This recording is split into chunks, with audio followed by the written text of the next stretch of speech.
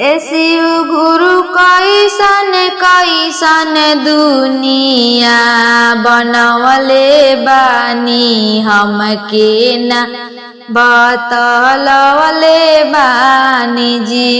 ए शिव गुरु कैसन कैसन दुनिया बनवले बानी हमके ना बतलवले बानी जी।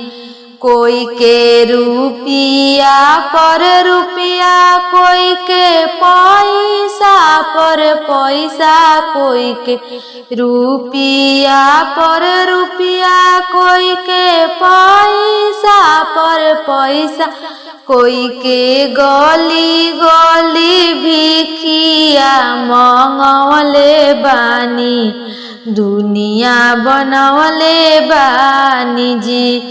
कोई के कोठा पर कोठा, कोई के महल पर महल, कोई के कोठा पर कोठा, कोई के महल पर महल, कोई के टूटही मड़ैया बिन झंखवले बानी दुनिया बनवले बानी जी।